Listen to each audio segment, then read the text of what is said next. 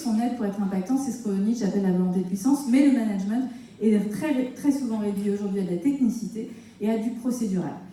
Le collectif, qui est un tellement beau mot aussi à la mode, est devenu procédural. Parce que c'est collectif, c'est bien, on a l'impression. C'est devenu un totem. Le collectif en entreprise, non, moi je ne crois pas que parce que c'est collectif, c'est bien. Je ne crois pas qu'à plusieurs, on puisse toujours réussir mieux que seul. C'est une lapalissade de dire qu'à plusieurs, on réussit mieux que seul. Ça, évidemment. Mais sauf qu'on oublie une condition parfois, c'est que le collectif, pour être très puissant, très performant, il doit être sous-tendu par un travail individuel fort. S'il s'agit de se réunir pour se réunir, parfois on brasse du vent et les réunions ressemblent à de la guimauve. 60% des réunions ne servent strictement à rien. Pourquoi ? Parce qu'en général, déjà, on ne connaît pas la raison d'être de notre présence dans la réunion. 2, on n'a pas forcément bossé le dossier, soit parce que c'était pas notre sujet, soit par flemme personnelle. Mais comme on sera 15 autour de la table, notre petite flemme personnelle et notre faiblesse bien humaine ne sera peu visible puisqu'on est 15 autour de la table. Et on transforme cette petite flemme personnelle en grand mérite collectif. On va quand même partir en réunion parce que comme ça on aura l'illusion de bosser, mais on n'a pas bossé le dossier en amont.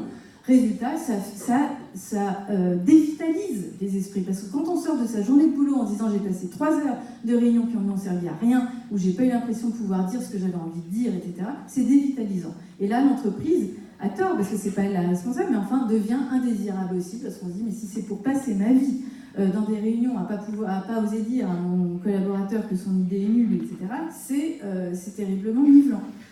Bon, et je pourrais... Ah, attendez, j'ai oublié l'essentiel, bien sûr.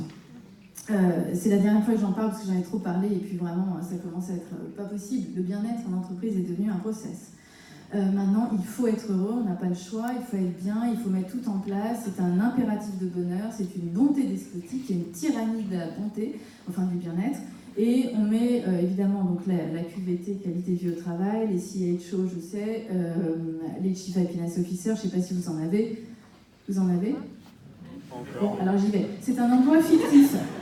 Pourquoi ? Parce que le CHO, Chief Happiness Officer, CHO, on n'est pas loin de CHU, et dans la réalité, c'est presque la même chose aussi. C'est-à-dire quand on passe par un CHO, on finit très vite à l'ESO.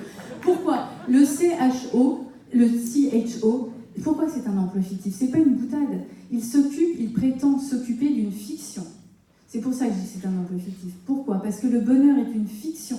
Ça fait 2500 ans que les philosophes essayent de définir le bonheur, ils n'y sont jamais parvenus. Pourquoi ? Parce que c'est indéfinissable. Si je vous demande dans la salle quel serait votre bonheur demain, j'aurai autant de définitions et de propositions dans la salle que de personnes. Quelqu'un va me dire recouvrir la santé, quelqu'un d'autre va me dire retrouver mes enfants, quelqu'un d'autre va me dire retrouver mon amour, gagner de l'argent, peu importe. Il y aura autant de définitions de bien-être que de personnes dans la salle.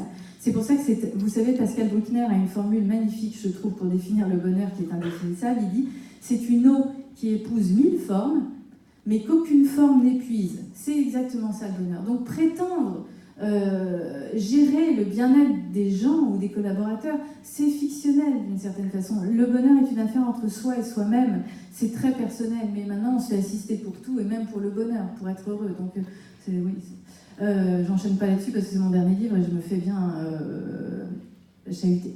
Mais le bonheur est un état. Pourquoi c'est une fiction ? Donc parce que c'est indéfinissable, parce que c'est un état excessivement instable. On peut être heureux 3 semaines, très malheureux les 6 semaines d'après.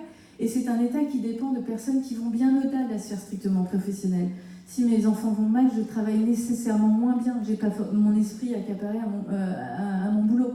Donc encore une fois, le bien-être, c'est pour ça qu'il se réduit très souvent, pas toujours, mais très souvent en entreprise, à des artifices bonheuristes. On va vous mettre évidemment le baby-foot, le billard, les smoothies bio, le rooftop végétalisé avec les pots de miel, et les tomates cerises. Et il n'y a pas mis l'abeille, il y a 3 citrouilles en général qui traînent, là je parle de Paris. Et puis, donc on va vous mettre tout ça avec des consoles de jeux et beaucoup de bonbons, parce que ça fera bien. Tout ça, c'est tout. Vous savez, quand vous rentrez dans un château fort maintenant, où vous suivez les séminaires en verre, vous arrivez, il y a des bocaux de bonbons partout. Parce que ça fait partie de l'infantilisation généralisée dont j'ai parlé, qui rend absolument indésirable l'entreprise, à mon sens. Bien sûr, c'est chouette d'avoir un cadre de boulot sympa, c'est pas ce que je critique, encore une fois.